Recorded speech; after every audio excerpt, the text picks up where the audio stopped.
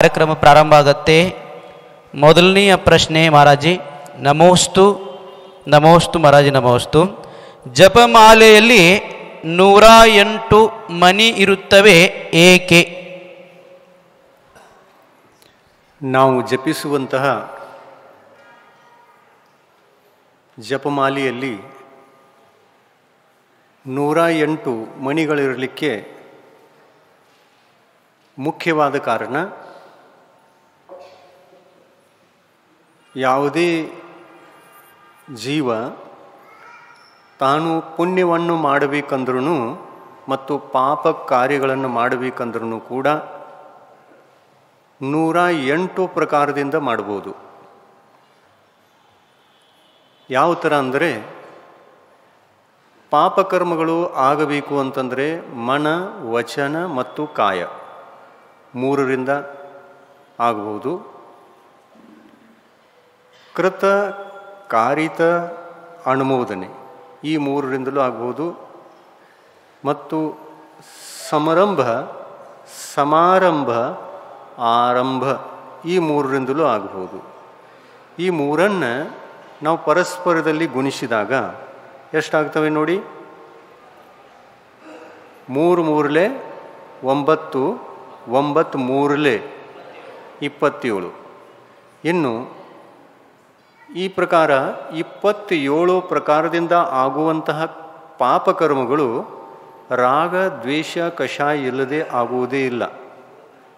ಆದ್ದರಿಂದ ಕ್ರೋಧ, ಮಾನ, ಮಾಯ ಮತ್ತು ಲೋಭ ಈ 4 ಕಷಾಯಗಳನ್ನು ಆ 27ಕ್ಕೆ ಗುಣಿಸಿದಾಗ 108 ಆಗುತ್ತೆ. ಈ ಥರದಲ್ಲಿ ನಾವು ಯಾವುದೇ ಪಾಪ ಕಾರ್ಯವನ್ನು ಮಾಡಿದರೂ ಕೂಡ 108 ಪ್ರಕಾರದಿಂದ ಪಾಪಕರ್ಮಗಳನ್ನು ಕಟ್ಟಿಕೊಳ್ತೇವೆ.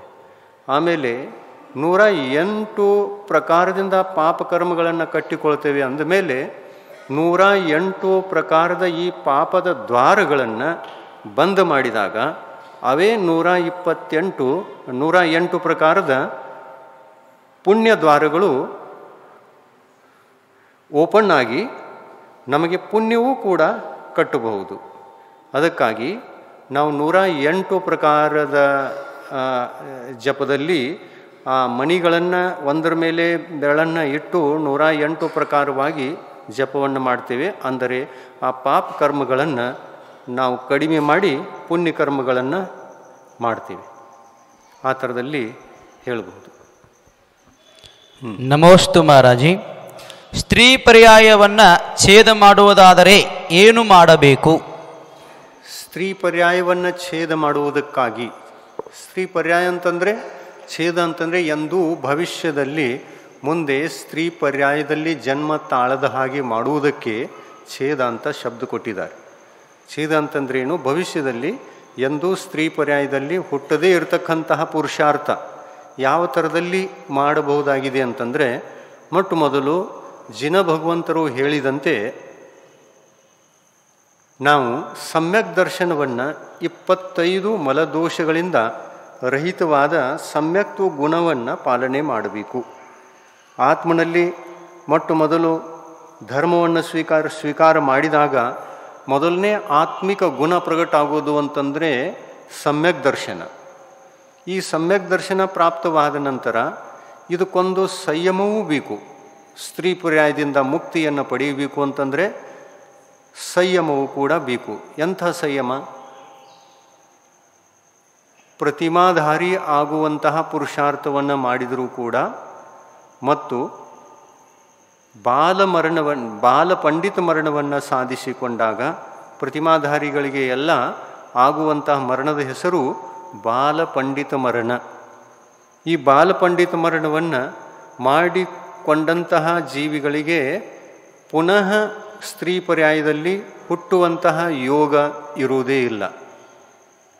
ಯಾಕೆಂತಂದರೆ ಬಾಲ ಮರಣವನ್ನು ಸಾಧಿಸಿಕೊಂಡಂತಹ ಜೀವಿಗಳಿಗೆ ಅಂತ್ಯ ಸಮಯದಲ್ಲಿ ಪ್ರತಿಮಾಧಾರಿಯಾಗಿ ಸಮ್ಯಕ್ ದೃಷ್ಟಿಯಾಗಿ ಬಾಲಪಂಡಿತ ಮರಣವನ್ನು, ಇದಕ್ಕೆ ಅನ್ನೋದು ಸಲ್ಲೇಖನಾ ಮರಣವನ್ನು ಸಾಧಿಸಿಕೊಂಡಿರ್ತಕ್ಕಂತಹ ಈ 5ನೇ ಗುಣಸ್ಥಾನವರ್ತಿ ಶ್ರಾವಿಕೆಯರಿಗೆ ಹೆಚ್ಚಿಂದ ಹೆಚ್ಚು 8 ಭವಗಳು, ಕಡಿಮೆಯಿಂದ ಕಡಿಮೆ ಭವಿಷ್ಯದ 3 ಭವಗಳು ಮಾತ್ರ ಉಳಿತವೆ. ಈ 8ರಲ್ಲಿ ಅಥವಾ 3ರಲ್ಲಿ ಒಂದೂ ಸಲ ಸ್ತ್ರೀ ಪರ್ಯಾಯದಲ್ಲಿ ಜನ್ಮ ತಾಳತಕ್ಕಂತಹ ಯೋಗವೇ ಇಲ್ಲ. ಅಂದಮೇಲೆ ಇದಕ್ಕೇನೆ ನಾವು ಸ್ತ್ರೀ ಪರ್ಯಾಯ ಛೇದ ಅಂತ ಅನ್ನಬೇಕು. ಕೇವಲ ಸಮ್ಯಕ್ ದರ್ಶನವನ್ನು ಪಡೆದುಕೊಳ್ತೇವೆ ಅಂತಂದರೆ ಅದು ಸ್ತ್ರೀ ಪರ್ಯಾಯದ ಛೇದಕ್ಕೆ ಕಾರಣವಾಗುವುದಿಲ್ಲ. ಏಕೆಂದರೆ ಸಮ್ಯಕ್ತ್ವ ನಾಶವಾದಾಗ ಪುನಃ ಮಿಥ್ಯಾತ್ವಕ್ಕೆ 1ನೇ ಗುಣಸ್ಥಾನಕ್ಕೆ ಬಂದಾಗ ಜೀವ 3 ವೇದಗಳಿಂದ ಜನ್ಮ ತಾಳಬಹುದು. ಸ್ತ್ರೀ ಪರ್ಯಾಯ, ನಪುಂಸಕ್ ಪರ್ಯಾಯ ಮತ್ತು ಪುರುಷ ಪರ್ಯಾಯ. ಸಮ್ಯಕ್ ದರ್ಶನ ನಷ್ಟ ಆಯಿತು ಅಂತಂದರೆ ಸಮ್ಯಕ್ತ್ವ ಧರ್ಮ ನಷ್ಟವಾಗತಕ್ಕಂತಹ ಜೀವಿ ಪುನಃ ಸ್ತ್ರೀ ಪರ್ಯಾಯದಲ್ಲಿ ಹುಟ್ಟಬಹುದು, ನಪುಂಸಕ್ ಪರ್ಯಾಯದಲ್ಲೂ ಹುಟ್ಟಬಹುದು. ಆದರೆ ಸಮ್ಯಕ್ತ್ವ ಸಹಿತ ಪ್ರತಿಮಾಧಾರಿಯಾಗಿ 5ನೇ ಗುಣಸ್ಥಾನದಲ್ಲಿ ಸಲ್ಲಿಘನ ಮರಣವನ್ನು ಸಾಧಿಸಿಕೊಂಡರೆ ಹೆಚ್ಚಿಂದ ಹೆಚ್ಚು 3 ಭವ ಉಳಿತದೆ.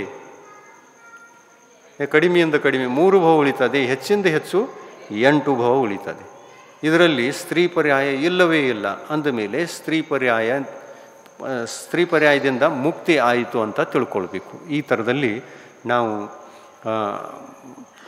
ಯಾವ ಪುರುಷಾರ್ಥವನ್ನು ಮಾಡಬೇಕು ಅಂತಂದರೆ ಸಮ್ಯಕ್ ದರ್ಶನ ಸ್ವಚ್ಛವಾಗಿ ಇಟ್ಕೊಳ್ಬೇಕು. 25 ಮಲದೋಷಗಳಿಂದ ರಹಿತವಾಗಿರ್ತಕ್ಕಂಥ ಸಮ್ಯಕ್ತ್ವ ಮತ್ತು ಅದರೊಂದಿಗೆ ದೇಶ ಸಂಯಮವನ್ನು, ಅಂದರೆ ಪ್ರತಿಮಾಧಾರಿಯಾಗಿ ಅನುವೃತಗಳನ್ನು ಪಾಲನೆ ಮಾಡಿದಾಗ ನಮಗೆ ಸ್ತ್ರೀ ಪರ್ಯಾಯದಿಂದ ಮುಕ್ತಿ ಇವತ್ತು ಪಂಚಮ ಕಾಲದಲ್ಲೂ ಕೂಡ ದೊರೆಯಲಿಕ್ಕೆ ಸಾಧ್ಯತೆ ಇದೆ. ಅದಕ್ಕಾಗಿಯೇ ಹೇಳೋದು, ಸಮ್ಯಕ್ತ್ವ ಪ್ರಾಪ್ತವಾಗಲಿ ಮತ್ತು ಎಲ್ಲರಿಗೂ ಪ್ರತಿಮಾಧಾರಿಯಾಗತಕ್ಕಂತಹ ಸೌಭಾಗ್ಯ ಸಿಗಲಿ. ಈ 2 ಕಾರ್ಯಗಳನ್ನು ನೀವು ಮಾಡಿದ್ರಿ ಅಂತಂದರೆ ಪುನಃ ಸ್ತ್ರೀ ಪರ್ಯಾಯಕ್ಕಂತೂ ಹೋಗೋದೇ ಇಲ್ಲ. ಆದರೆ ಸಂಸಾರದಲ್ಲೂ ಕೂಡ ನಾವು ಉಳಿತೇವೆ ಅಂತಂದರೆ ಎಷ್ಟು ಭವ? ಹೆಚ್ಚಿಂದ ಹೆಚ್ಚು 8 ಭವ, ಕಡಿಮೆಯಿಂದ ಕಡಿಮೆ 3 ಭವ. ಇದನ್ನು ಯಾವ ಥರದಲ್ಲಿ ತಿಳ್ಕೊಳ್ಳೋದು ಅಂತಂದರೆ ಕಡಿಮೆಯಿಂದ ಕಡಿಮೆ 3 ಭವ, 3 ಭವಗಳನ್ನೇ ಉಳಿಸಿಕೊಳ್ಳಬೇಕು ಅಂತಂದರೆ ಯಾವ ಥರದಿಂದ ನಮ್ಮ ಜೀವನ ಸಾಗಬೇಕು ಅನ್ನುವಂಥ ನಿಯಮಗಳಿವೆ. ಅದೇನು ಅಂತಂದರೆ ನಾವು ಶುಕ್ಲ ಲೇಷೆಯಿಂದ ಹೆಚ್ಚಿಂದ ಹೆಚ್ಚು ನಮ್ಮ ಜೀವನದಲ್ಲಿ ಶುಕ್ಲ ಲೇಷೆಯ ಆರಾಧನೆಯನ್ನು ಮಾಡ್ತೀವಿ ಅಂತಂದರೆ, ಹೆಚ್ಚಿಂದ ಹೆಚ್ಚು ಕಾಲ ನಾವು ಶುಕ್ಲ ಲೇಷಾದಲ್ಲಿ ಇರ್ತೀವಿ ಅಂತಂದರೆ ಆ ಶುಕ್ಲ ಲೇಷೆಯ ಪ್ರಭಾವದಿಂದ ಮತ್ತು ಸಲ್ಲೇಖನ ಮರಣದ ಪ್ರಭಾವದಿಂದ ನಮಗೆ 3 ಭವಗಳು ಮಾತ್ರ ಉಳಿಯೋದು. ಯಾವ ಥರ 3 ಭವ? ಒಂದು ಮನುಷ್ಯ ಪರ್ಯಾಯ. ಇದು ಯಾವ ಪರ್ಯಾಯದಲ್ಲಿ ನಾವು ಸಮ್ಯಕ್ತ್ವವನ್ನು ಸಾಧಿಸಿಕೊಂಡಿದ್ದೇವೆ, ಪ್ರತಿಮಾಧಾರಿಯಾಗಿದ್ದೇವೆ, ಸಲ್ಲೇಖನ ಮರಣವನ್ನು ಕೂಡ ಮಾಡಿಕೊಂಡಿದ್ದೇವೆ. ಇಂಥ ಮನುಷ್ಯ ಪರ್ಯಾಯ 1, ದೇವ ಪರ್ಯಾಯ 2. ಅಲ್ಲಿಂದ ಬಂದು ಮತ್ತೆ ಕರ್ಮಭೂಮಿಯ ಮನುಷ್ಯನಾಗಿ ಅದೇ ಭವದಿಂದ ಮುಕ್ತಿಯನ್ನು ಪಡೆಯಬಹುದು. 1 ಭವ, 2 ಭವ, ಇದು 3ನೇ ಭವ. 3 ಭವದಲ್ಲಿ ಮುಕ್ತಿಯನ್ನು ಪಡಿತಾನೆ ಯಾವ ಜೀವ? ಯಾವನು ಶುಕ್ಲ ಲೇಷೆಯಿಂದ ತನ್ನ ಬದುಕನ್ನು ಸಾಗಿಸಿದ್ದಾನೆ ಅವನು. ಆಮೇಲೆ ಇನ್ನು ಶುಕ್ಲಲೇಷೆಯ ಮತ್ತು ಪದ್ಮಲೇಷೆ ಇದು ಶುಕ್ಲಲೇಷೆಯ ನಂತರದ ಲೇಷೆ, ಮಧ್ಯಮ ಲೇಷೆ. ಇದು ಶುಭ ಲೇಷೆಗಳಲ್ಲಿ 3 ಭೇದ: ಶುಕ್ಲಲೇಷೆ, ಪದ್ಮಲೇಷೆ ಮತ್ತು ಪೀತಲೇಷೆ. ಪೀತಲೇಷೆಯಿಂದ ಜೀವನವನ್ನು ಸಾಗಿಸಿರ್ತಕ್ಕಂಥವರು 5ನೇ ಗುಣಸ್ಥಾನದ ಸಲ್ಲೇಖನ ಮರಣವನ್ನು ಸಾಧಿಸಿಕೊಂಡಿರ್ತಕ್ಕಂಥ ಶ್ರಾವಿಕಿಯರು ಮತ್ತು ಶ್ರಾವಕರು. ಎಲ್ಲರಿಗೂ ಹೇಳೋದು ಶ್ರಾವಿಕಿಯರು ಮತ್ತು ಶ್ರಾವಕರು. ಪದ್ಮಲೇಷೆಯಿಂದ ಸಾಗಿಸಿದ್ದಾರೆ ಅಂತಂದರೆ 3 ಭವ 8 ಭವದ ಮಧ್ಯದಲ್ಲಿ ಮಧ್ಯಮ ಭವಗಳಿಂದ ಮುಕ್ತಿಯನ್ನು ಪಡೆಯಬಹುದು. ಪೀತಲೇಷೆಯಿಂದ ಜೀವನ ಸಾಗಿದೆ ಅಂತಂದರೆ ಅಲ್ಲಿ ಮ್ಯಾಕ್ಸಿಮಮ್ ಹೆಚ್ಚಿಂದ ಹೆಚ್ಚು 8 ಭವಗಳಲ್ಲಿ ನಿಯಮದಿಂದ ಜೀವ ಮೋಕ್ಷಕ್ಕೆ ಹೋಗ್ತದೆ, ಸಿದ್ಧ ಪರಮಾತ್ಮ ಆಗೇ ಆಗ್ತದೆ ಆತ್ಮ ಅನ್ನೋದನ್ನು ಎಲ್ಲ ತೀರ್ಥಂಕರರು ತಮ್ಮ ವಾಣಿಯಲ್ಲಿ ಹೇಳಿದ್ದಾರೆ. ನಮೋಸ್ತು ಮಹಾರಾಜಿ. ಜಪ ಮಾಡುವಾಗ ಮನಸ್ಸಿನಲ್ಲಿ ಬೇರೆ ವಿಕಲ್ಪ ಬಂದರೆ ಏನು ಮಾಡಬೇಕು? ಜಪ ಮಾಡುವಾಗ ಮನಸ್ಸಿನಲ್ಲಿ ಬೇರೆ ವಿಕಲ್ಪಗಳು ಬಂದರೆ ಏನು ಮಾಡಬೇಕು? ಬೇರೆ ವಿಕಲ್ಪಗಳು.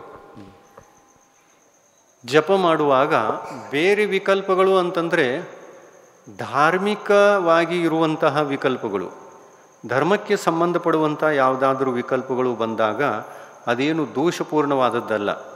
ಆದರೆ ಅಶುಭ ವಿಕಲ್ಪಗಳು, ಸಂಸಾರಕ್ಕೆ ಸಂಬಂಧಪಡುವಂತಹ ವಿಕಲ್ಪಗಳು ಬಂದರೆ ಮಾತ್ರ ಅಲ್ಲಿ ದೋಷ ಆಗೋದು, ಪಾಪಕರ್ಮಗಳು ಕಟ್ಟೋದು. ಧಾರ್ಮಿಕ ವಿಚಾರಗಳು ಬಂದರೆ ಅಲ್ಲಿ ಪಾಪಕರ್ಮಗಳೆಲ್ಲ ಪುಣ್ಯಕರ್ಮಗಳೇ ಕಟ್ತವೆ. ಅದಕ್ಕಾಗಿ ಸಂಕಲ್ಪ ತಕ್ಕೊಂಡು ಸಂಕಲ್ಪಪೂರ್ವಕವಾಗಿ ನಾವು ಯಾವುದೇ ಕಾರ್ಯವನ್ನು ಮಾಡಿದರೆ ಆ ಸಂಕಲ್ಪ ಶಕ್ತಿಯಿಂದ ನಾವು ಅಶುಭ ವಿಕಲ್ಪಗಳಿಂದ ಉಳಿಬಹುದು, ಶುಭ ವಿಕಲ್ಪಗಳಲ್ಲಿ ನಮ್ಮ ಮನಸ್ಸನ್ನು ಸ್ಥಿರಗೊಳಿಸಿಕೊಳ್ಳಬಹುದು. ಮನಸ್ಸು ಶುಭ ವಿಕಲ್ಪಗಳಲ್ಲಿ ಸ್ಥಿರವಾಗಿ ಸಂಕಲ್ಪ ಶಕ್ತಿಯಿಂದ ಸಾಧನೆ ಮಾಡಿತು ಅಂತಂದರೆ ಅಲ್ಲಿ ಯಾವ ದೋಷಗಳು ಕೂಡ ಕಟ್ಟುವುದೇ ಇಲ್ಲ. ನಮಸ್ತೆ ಮಹಾರಾಜಿ. ತೀರ್ಥಂಕರರು 24 ಏಕೆ ಆಗುತ್ತಾರೆ, ಹೆಚ್ಚಿಗೆ ಏಕೆ ಆಗುವುದಿಲ್ಲ? ಇದು ನಿಸರ್ಗ ನಿಯಮ. ಯಾವ ಥರ ಅಂತಂದರೆ, ಮನುಷ್ಯರು ಎಲ್ಲರಿಗೂ ಎರಡೇ ಕಣ್ಣುಗಳಿರೋದು, 4 ಯಾಕಿರೋಲ್ಲ, ಒಂದೇ ಮೂಗಿರೋದು, 2 ಯಾಕಿಲ್ಲ, ಹಲ್ಲುಗಳು ಎಷ್ಟಿರ್ತಾವ್ರಿ? 32 ಹಲ್ಲುಗಳು ಯಾಕೆ? ಇದೆಲ್ಲವೂ ಕೂಡ ನಿಸರ್ಗ ನಿಯಮ. ಅದೇ ಥರ ಔಸರ್ಪಣೀಯ ಕಾಲದ 4ನೆಯ ಕಾಲದಲ್ಲಿ, ಔಸರ್ಪಣಿ ಕಾಲದ 4ನೆಯ ಕಾಲಖಂಡದಲ್ಲಿ 24 ಜನ ತೀರ್ಥಂಕರರೇ ಆಗೋದು, ಹೆಚ್ಚೂ ಆಗೋದಿಲ್ಲ, ಕಡಿಮೆನೂ ಆಗೋದಿಲ್ಲ. ಇದು ನಿಸರ್ಗ ನಿಯಮ. ನಿಸರ್ಗ ನಿಯಮಕ್ಕೆ ಯಾವುದು ನಿಯಮ ಇಲ್ಲ. ಯಾವ ಥರ ಇದೇನೋ ಅದೇ ಥರ. ಈ ಗಿಡ ಮರಗಳು ನೋಡಿ, ಯಾವ ಗಿಡ ಇದೆ ಅದರ ತಪ್ಪಲು ಒಂದೇ ಥರ ಇರ್ತವೆ. ತಪ್ಪಲುಗಳೆಲ್ಲ ಒಂದೇ ಥರ. ಔಡಲ ಗಿಡ ಇದೆ ಅಂತಂದರೆ ಅದಕ್ಕೆ ಅದರ ತಪ್ಪಲುಗಳೆಲ್ಲ ಈ ಥರ.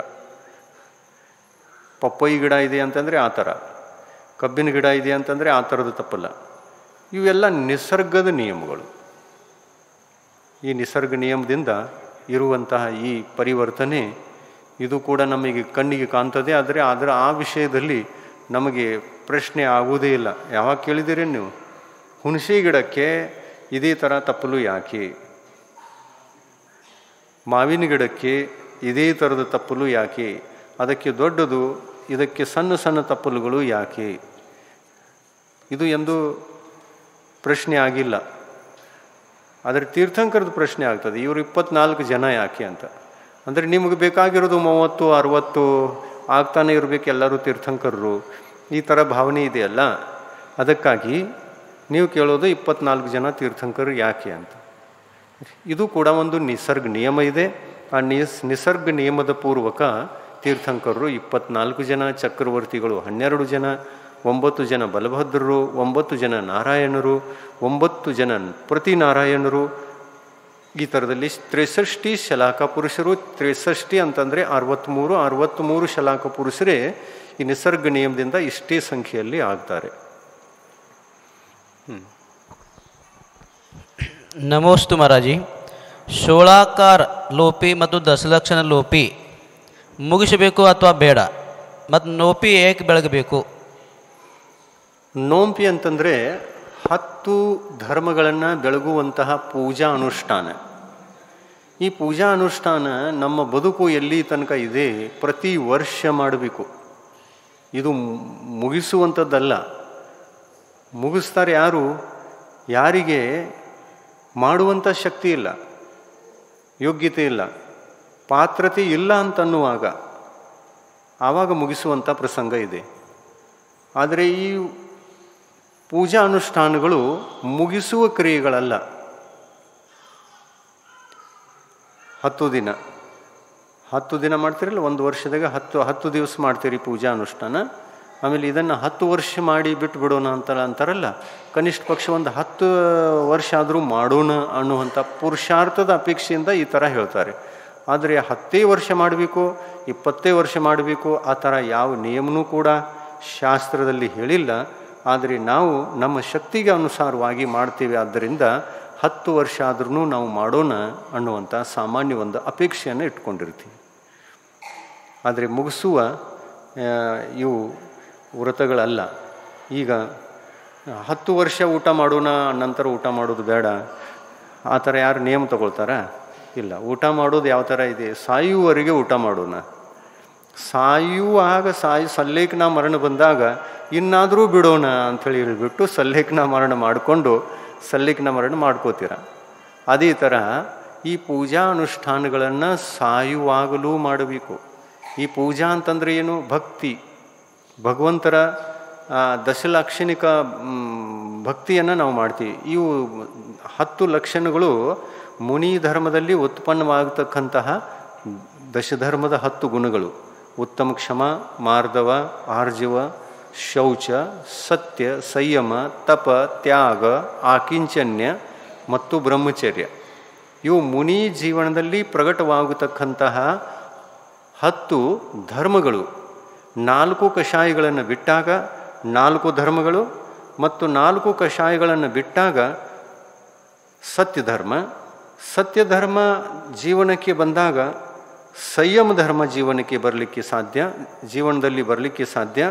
ಸಂಯಮ ಬಂದಾಗ ತಪ ಬರಲಿಕ್ಕೆ ಸಾಧ್ಯ, ತಪ ಬಂದಾಗ ತ್ಯಾಗ ಬರಲಿಕ್ಕೆ ಸಾಧ್ಯ, ತ್ಯಾಗ ಬಂದಾಗ ಆಕಿಂಚನ್ಯ, ಆಕಿಂಚನ್ಯ ಬಂದಾಗ ಧರ್ಮ. ಅಂದರೆ ಏಕಕಾಲಕ್ಕೆ ಮುನಿ ಜೀವನದಲ್ಲಿ ಈ ದಶಧರ್ಮಗಳು ಪ್ರಕಟವಾಗ್ತವೆ. ಅದಕ್ಕಾಗಿ ನಾವು ದಶಧರ್ಮವನ್ನು ಪೂಜಿಸ್ತೇವೆ ಅಂತಂದರೆ ಮುನಿಗಳ ಆ ಮುಖ್ಯವಾದ ಎಲ್ಲ ಗುಣಗಳಲ್ಲಿ ಮುಖ್ಯವಾಗಿರ್ತಕ್ಕಂಥ 10 ಧರ್ಮಗಳನ್ನು ಪೂಜಿಸ್ತೇವೆ. ಪೂಜಾ ಮಾಡುವುದರಿಂದ ಶ್ರಾವಕರಿಗೆ ಏನು ಲಾಭ ಅಂತಂದರೆ, ನಾವು ನಮ್ಮ ಅಶುಭ ಪಾಪಕರ್ಮಗಳನ್ನೆಲ್ಲ ನಾಶ ಮಾಡಿಕೊಂಡು, ನೋಡ್ರಿ ಅಲ್ಲಿ ಪ್ಲೇ ಗ್ರೌಂಡ್ ಶುರು ಆಯ್ತು ನೋಡ್ರಿ, ಪ್ಲೇ ಗ್ರೌಂಡ್. ಹಾಂ, ಹಿಡ್ಕೋರಿ ಅದನ್ನ. ಈಗ ಗದ್ದಲ ಹಾಕಿದರೆ ಹೆಂಗಾಗೋದು? ಸ್ವಲ್ಪ ಹಿಂದ್ಗಡೆ ಹೋಗ್ರಿ, ಅವ್ರು ಸಣ್ಣ ಹುಡುಗರನ್ನ ತೊಗೊಂಡು ಹಿಂದ್ಗಡೆ ಹೋಗ್ರಿ.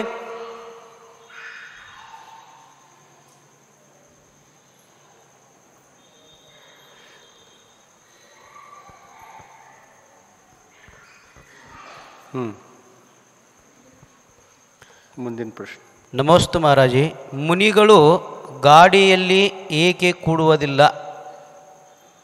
ಮುನಿಗಳು ಗಾಡಿಯಲ್ಲಿ ಏಕೆ ಕುಳಿತುಕೊಳ್ಳುವುದಿಲ್ಲ? ಗಾಡಿಯಲ್ಲಿ, ಹಾಂ, ವಾಹನ. ಮುನಿಗಳು ವಾಹನವನ್ನು ಏಕೆ ಉಪಯೋಗಿಸುವುದಿಲ್ಲ? ವಾಹನವೂ ಕೂಡ ಒಂದು ಪರಿಗ್ರಹ. ಯಾವ ಥರ ವಸ್ತ್ರ ಒಂದು ಪರಿಗ್ರಹವೋ, ಮನೆಯೂ ಕೂಡ ಪರಿಗ್ರಹ. ಬಂಗಾರ, ಬೆಳ್ಳಿ, ಹಣ, ಸಂಪತ್ತಿ, ಪರಿವಾರ ಇದೆಲ್ಲವೂ ಕೂಡ ಯಾವ ಥರದಿಂದ 10 ಪರಿಗ್ರಹಗಳಿವೆಯೋ ಅದೇ ಥರ ವಾಹನವೂ ಕೂಡ ಒಂದು ಪರಿಗ್ರಹ ಇದೆ. ಅದು ಯಾವ ಪರಿಗ್ರಹದಲ್ಲಿ ಬರ್ತದೆ ಹೇಳಿ ನೋಡೋಣ, ಸ್ವಲ್ಪ ವಿಚಾರ ಮಾಡ್ತೀರಾ? ಕ್ಷೇತ್ರ, ವಾಸ್ತು, ಹಿರಣ್ಯ, ಸುವರ್ಣ, ಧನ, ಧಾನ್ಯ, ಧಾನ್ಯ. ಹಾಂ, ಧನ ಪರಿಗ್ರಹದಲ್ಲಿ ವಾಹನ ಪರಿಗ್ರಹ ಬರ್ತದೆ. ಧನ ಪರಿಗ್ರಹವನ್ನು ಬಿಡದೇ ಹೊರತು ಮುನಿಗಳು ದಿಗಂಬರ ದೀಕ್ಷೆಯನ್ನು ಹೊಂದಲಿಕ್ಕೆ ಸಾಧ್ಯವೇ ಇಲ್ಲ. ದಿಗಂಬರ ದೀಕ್ಷೆಯನ್ನು ತಗೊಳ್ಬೇಕು ಅಂತಂದರೆ ಧನ, ಹಣ, ವಾಹನ, ಉಳಿದ ಎಲ್ಲ ಪರಿಗ್ರಹ 10 ಪರಿಗ್ರಹಗಳಲ್ಲಿ ವಸ್ತ್ರ ಅದನ್ನು ಕೂಡ ತ್ಯಾಗ ಮಾಡ್ತಾರೆ. ಅಂದಮೇಲೆ ಉಳಿದ ಪರಿಗ್ರಹಗಳು ಕೂಡ ಪರಿಗ್ರಹ. ಈ ಪರಿಗ್ರಹನ ಇಟ್ಟುಕೊಂಡು ಮುನಿಗಳ ಮಹಾವ್ರತಗಳನ್ನು ಪ್ರಕಟ ಮಾಡಿಕೊಳ್ಳೋದು ಸಾಧ್ಯ ಇಲ್ಲ. ಆದ್ದರಿಂದ ವಾಹನ ಪರಿಗ್ರಹವನ್ನು ಮುನಿಗಳು ಉಪಯೋಗಿಸುವುದಿಲ್ಲ. ವಾಹನ ಪರಿಗ್ರಹವನ್ನು ಉಪಯೋಗಿಸಿದಾಗ ಜೀವಹಿಂಸೆ ಆಗುತ್ತೆ. ಮುನಿಗಳು ಇದನ್ನು ಯಾವುದಕ್ಕೆ ಇಟ್ಕೋತಾರೆ? ಜೀವ ರಕ್ಷಣೆಗಾಗಿ. ಮುನಿಗಳು ಪಿಂಚಿಯನ್ನು ಇಟ್ಟುಕೊಳ್ಳೋದು ಜೀವ ರಕ್ಷಣೆಗಾಗಿ. ಕೂತ್ಕೊಳ್ಳುವಾಗ, ಏಳುವಾಗ, ಯಾವುದಾದ್ರೂ ವಸ್ತುಗಳನ್ನು ತಗೊಳ್ಳುವಾಗ, ಇಡುವಾಗ ಏನು ಮಾಡ್ತಾರೆ? ಅಲ್ಲಿ ಇವೆ ಅಂತಂದರೆ ಅವುಗಳನ್ನು ದೂರ ಮಾಡಿ ಜೀವ ರಕ್ಷಣೆ ಮಾಡಿ ವಸ್ತುವನ್ನು ಇಡ್ತಾರೆ, ತಗೊಳ್ತಾರೆ, ತಮ್ಮ ಶರೀರವನ್ನು ಕೂರಿಸ್ತಾರೆ, ಎಬ್ಬಿಸ್ತಾರೆ, ಈ ಥರ ಮಾಡ್ತಾರೆ. ಜೀವ ರಕ್ಷಣೆಗಾಗಿ ಪಿಂಚಿ ಇದೆ ಅಂದಮೇಲೆ ಗಾಡಿಯಲ್ಲಿ ಕೂತ್ಕೊಳ್ತಕ್ಕಂತಹ ನಿಯಮ ಇದ್ದರೆ ಜೀವ ರಕ್ಷಣೆ ಹೇಗೆ ಆಗಲಿಕ್ಕೆ ಸಾಧ್ಯ? ಎಷ್ಟು ಇರುವಿ ಸಾಯವು, ಎಷ್ಟು ತ್ರಸದ ಜೀವಿಗಳ ಹಿಂಸೆ ಆಗೋದು. ಅದಕ್ಕಾಗಿ ಅದು ತಪ್ಪು. ಅಂದರೆ ಅದಕ್ಕಾಗಿ ಆ ವಾಹನವನ್ನು ಪರಿಗ್ರಹದಲ್ಲಿ ಇರಿಸಿ ಅದನ್ನು ತ್ಯಾಗ ಮಾಡಲೇಬೇಕು ಅಂತ ಹೇಳಿದ್ದಾರೆ. ಅಹಿಂಸೆ ಧರ್ಮದ ರಕ್ಷಣೆಗಾಗಿ ಮುನಿಗಳಿಗೆ ವಾಹನ ತ್ಯಾಗ ಅತ್ಯಂತ ಅವಶ್ಯಕ. ನಮೋಸ್ತು ಮಹಾರಾಜಿ. ಆಯು ಕರ್ಮ ಯಾವಾಗ ಕಟ್ಟುತ್ತದೆ? ಆಯು ಕರ್ಮ ಯಾವಾಗ ಕಟ್ಟುತ್ತದೆ? ಆಯು ಕರ್ಮ ಒಟ್ಟು ಎಷ್ಟು ಪ್ರಮಾಣದಲ್ಲಿ ಇರ್ತದೆ, ಆ ಪ್ರಮಾಣದಲ್ಲಿ 3 ಭಾಗನ್ನ ಮಾಡಬೇಕು. ಇನ್ನು 3 ಭಾಗವನ್ನು ಮಾಡಿದಾಗ 2 ಭಾಗಗಳಲ್ಲಿ ಮುಂದಿನ ಆಯುಷ್ಯನ್ನು ನಾವು ಕಟ್ಟಿಕೊಳ್ಳಲಿಕ್ಕೆ ಸಾಧ್ಯವೇ ಇಲ್ಲ. 2 ಭಾಗ ಕಳೆಯುವ ತನಕ ಮುಂದಿನ ಆಯುಷ್ಯ ಕಟ್ಟುವುದೇ ಇಲ್ಲ, ಯಾರಿಗೂ ಕೂಡ, ಎಂಥವರಿಗೂ ಕೂಡ. ಇನ್ನು 3ನೇ ಭಾಗದ ಪ್ರಾರಂಭಿಕ ಅವಸ್ಥೆಯಲ್ಲಿ ಮೊದಲಿನ ಅಂತರ್ಮೂರ್ತಿ ಏನಿದೆ ಅದು ಆಯುವನ್ನು ಕಟ್ಟಿಕೊಳ್ತಕ್ಕಂಥ ಮೊದಲನೇ ಚಾನ್ಸು. ಈ ಥರ ಹುಡುಗರನ್ನ ಬಿಟ್ಟರೆ ಹೆಂಗಾಗೋದ್ರಿ? ಯಾರೋ ನೋಡ್ಕೊಳ್ರಿ ದಯವಿಟ್ಟ, ಯಾರ್ದಾರು ನೋಡ್ರಿ ಅವ್ರ ಹಿಂದೆ ಡಿಸ್ಟರ್ಬ್ ಮಾಡಬೇಡ್ರಿ ಪದೇ ಪದೇ. ಸ್ವಲ್ಪ ಅವ್ರು ಹಿಂದ್ಗಡೆ ಹೋಗಿ ಕೂತ್ಕೊಡ್ರಿ. ಅಲ್ಲಿ ಸ್ವಲ್ಪ ಅಲ್ಲಿ ಹಿಂದೂ ಕೇಳುತ್ತೆ, ಹಿಂದ್ಗಡೆ ಹೋಗಿ ಸ್ವಲ್ಪ ಕೂತ್ಕೊಡ್ರಿ. ಅವರು ಯಾರು ಸಣ್ಣ ಸಣ್ಣ ಮಕ್ಕಳದಾರಲ್ಲ ಸ್ವಲ್ಪ ಹಿಂದ್ಗಡೆ ಹೋಗಿ ಕೂತ್ಕೊಡ್ರಿ. ಹಿಂದೆ ಕೂತ್ಕೋಬಹುದು.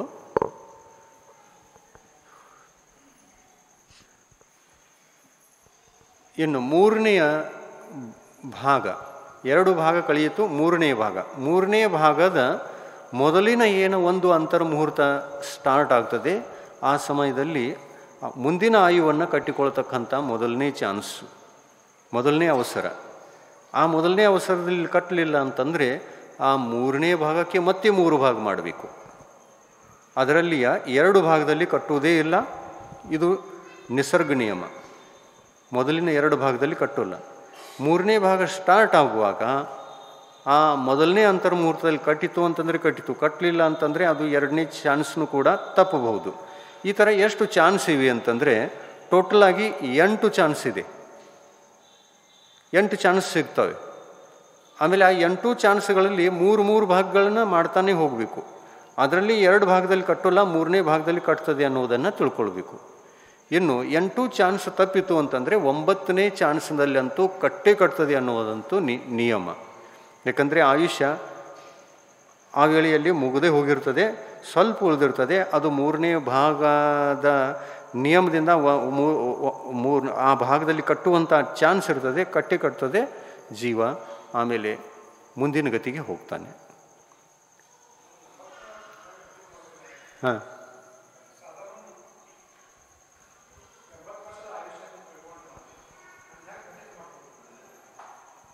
80 ವರ್ಷ ಭಾಗ ಮಾಡಿ ನೋಡ್ಬೋದಲ್ಲ. ಈಗ 60 ವರ್ಷ ಅಂತ ಇಟ್ಕೊಳ್ಳಿ. ಹಾಂ, ಒಂದು 60 ವರ್ಷದಂತ ತಿಳ್ಕೊಳ್ಳಿ. ಸರಿಯಾಗಿ 20 ವರ್ಷದ 3 ಭಾಗಗಳನ್ನು ಮಾಡಿ 60 ವರ್ಷ ಆಯಿತು. ಯಾವುದೋ ಒಬ್ಬ ಮನುಷ್ಯನಿಗೆ 60 ವರ್ಷದ ಆಯುಷ್ಯನ್ನು ಕಟ್ಕೊಂಡು ಬಂದಿದ್ದಾನೆ, ಅದನ್ನು ಭೋಗಿಸ್ತಾ ಇದ್ದಾನೆ. ಆ ಆಯುವನ್ನು 3 ಭಾಗ ಮಾಡ್ಬೋದು. 20 ವರ್ಷ ಆಯಿತು. 40 ವರ್ಷ ಕಳೆಯುವ ತನಕ ಮುಂದಿನ ಆಯುಷ್ಯ ಕಟ್ಟಲ್ಲ. ಇನ್ನು ಅದರಲ್ಲಿ ಮತ್ತೆ 3 ಭಾಗ ಮಾಡ್ಬೋದು. ಸರಿಯಾಗಿ 3 ಭಾಗ ಮಾಡಬೇಕು. ಆಮೇಲೆ ಅದರಲ್ಲಿ 2 ಭಾಗ ತೆಗಿಬೇಕು. ಅದರಲ್ಲಿ ಆಗಲಿಲ್ಲ ಅಂತಂದರೆ ಮತ್ತೆ ಆ ಉಳಿದಿರತಕ್ಕಂಥ 1 ಭಾಗದಲ್ಲಿ 3 ಭಾಗ ಮಾಡಬೇಕು.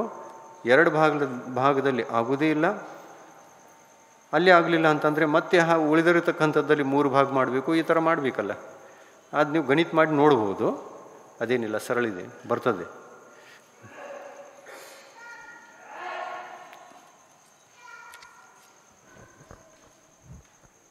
ನಮೋಸ್ತು ಮಹಾರಾಜಿ. ಮಂದಿರದಲ್ಲಿ ಗಂಟೆ ಏಕೆ ಬಾರಿಸಬೇಕು?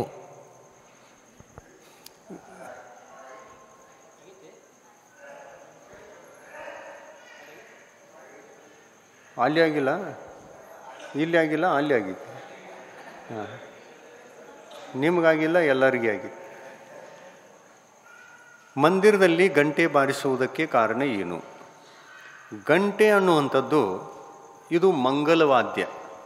ಇದನ್ನು ಕೇಳಿದಾಗ ನಮ್ಮ ಮನಸ್ಸಿನ ಅಶುಭ ವಿಚಾರಗಳು, ವಿಕಲ್ಪಗಳು ಎಲ್ಲ ಹೊರಟು ಹೋಗಿ ಮನಸ್ಸು ಪವಿತ್ರ ಆಗ್ತದೆ. ಯಾಕೆಂದರೆ ಬಸ್ತಿಯಲ್ಲಿ ಇರತಕ್ಕಂತಹ, ಮಂದಿರದಲ್ಲಿ ಇರತಕ್ಕಂತಹ ಗಂಟೆ ಅಂತಂದರೆ ಅದು ಮಂಗಲ ವಾದ್ಯಕ್ಕಾಗಿ ಕಟ್ಟಿರುವಂತಹ ವಸ್ತು. ಆ ಶಬ್ದನ ಕೇಳಿದ ತಕ್ಷಣ ನಮ್ಮ ಮನಸ್ಸಿನಲ್ಲಿ ಭಗವಂತರು ನೆನಪಿಗೆ ಬರ್ತಾರೆ. ಮಂದಿರದಲ್ಲಿ ಗಂಟೆ ಬಾರಿದ ತಕ್ಷಣ ನೀವು ಮನೆಯಲ್ಲಿ ಮಲಗಿದ್ರೂ ಕೂಡ ನಿಮ್ಮ ಎಚ್ಚರಿಕೆ ಆಯಿತು ಅಂತಂದರೆ ಮಂದಿರ ಗಂಟೆಯಿಂದ ತಕ್ಷಣ ನಿಮ್ಮ ಅಶುಭ ಪರಿಣಾಮಗಳೆಲ್ಲ ದೂರಾಗಿ ಪರಿಣಾಮಗಳೆಲ್ಲ ಶುಭ ಆಗ್ತವೆ. ನಮ್ಮ ಭಾವಗಳನ್ನು ಶುಭ ಮಾಡಿಕೊಳ್ಳುವುದಕ್ಕಾಗಿ ಮಂದಿರದಲ್ಲಿ ಗಂಟೆಯನ್ನು ಕಟ್ಟಿರ್ತಾರೆ.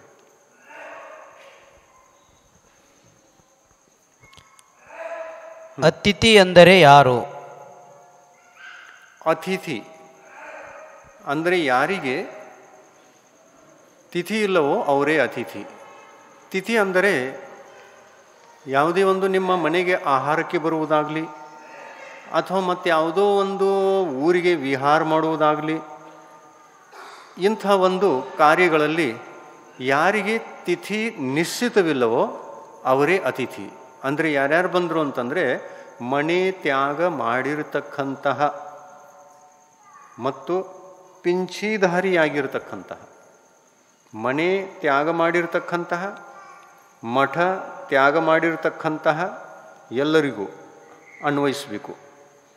ಮನೆ ಮಠ ಅಂದರೆ ಪರಿಗ್ರಹ ಇಲ್ಲದಂತಹ ತ್ಯಾಗಿಗಳಿಗೆ, ವೃತ್ತಿಗಳಿಗೆ, ಮಹಾವೃತ್ತಿಗಳಿಗೆ ಮತ್ತು ಅಣುವೃತ್ತಿಗಳಾಗಿರ್ತಕ್ಕಂಥ ಉಪಚಾರ ಮಹಾವೃತ್ತಿಗಳಾಗಿರ್ತಕ್ಕಂಥ ಆರಿಕೆಯರಿಗೆ, ಅಣುವೃತ್ತಿಗಳಾಗಿರ್ತಕ್ಕಂಥ ಕ್ಷುಲ್ಲಕಿಯರಿಗೆ ನಾವು ಅತಿಥಿ ಅನ್ನಬೇಕು. ಅತಿಥಿ ಅಂದರೆ ತಿಥಿ ಇಲ್ಲದೆ ಆಹಾರಕ್ಕೆ ಬರುವವರು. ಅವರಿಗೆ ನೀವು ನಿಮಂತ್ರಣ ಕೊಡಲಿಕ್ಕೆ ಆಗುಲ್ಲಲ್ಲ. ನಿಮಂತ್ರಣ ಕೊಟ್ರಿ ಅಂತಂದರೆ ತಿಥಿ ನಿಶ್ಚಿತ ಮಾಡಿದ್ರಿ. ತಿಥಿಯನ್ನು ನಿಶ್ಚಿತ ಮಾಡಲಿಕ್ಕೆ ಯಾರಿಗೆ ಬರುವುದಿಲ್ಲ ಅವರೇ ಅತಿಥಿ. ದಿವಸ ನಿಶ್ಚಿತ ಮಾಡೋದು, ಗುರುವಾರ ನಮ್ಮಲ್ಲಿ ಆಗ್ರಿ ಮಹಾರಾಜರ ಆಹಾರ ನಮ್ಮಲ್ಲಿ ಗುರುವಾರ, ಆಮೇಲೆ ಮತ್ತೊಬ್ಬರಲ್ಲಿ ಬುಧವಾರ, ಈ ಥರ ಯಾರಾದರೂ ನಿಮಂತ್ರಣ ಮಾಡಬಹುದಾ? ತಿಥಿ ನಿಶ್ಚಿತ ಮಾಡಬಹುದಾ? ಇಲ್ಲ. ಯಾಕೆ ಮಾಡೋಲ್ಲ ಅಂತಂದರೆ ಅವರು ಅತಿಥಿ. ಅವರು ಅತಿಥಿ ಇದ್ದಾರೆ ಅಂತ ಹೇಳಿಬಿಟ್ಟು ತಿಥಿ ನಿಶ್ಚಿತ ಮಾಡಿ ನೀವು ಅವರನ್ನು ಕರೀಲಿಕ್ಕೆ ಆಗೋಲ್ಲ. ಇನ್ನು ವಿಹಾರ ಮಾಡಬೇಕಂದ್ರೂ ಕೂಡ ಅವರು ಸ್ವತಂತ್ರತೆಯಿಂದ ವಿಹಾರ ಮಾಡ್ತಾರೆ ವಿನಃ ಯಾವುದೇ ತಿಥಿಯನ್ನು ಫಿಕ್ಸ್ ಮಾಡಿ ಮೊದಲೇ ವಚನಬದ್ಧರಾಗಿ ಯಾವುದೂ ಕಾರ್ಯವನ್ನು ಮಾಡಲಿಕ್ಕೆ ಸಾಧ್ಯವಿಲ್ಲ.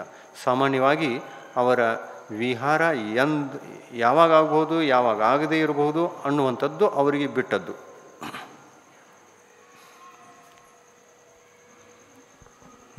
ನಮಸ್ತು ಮಹಾರಾಜಿ.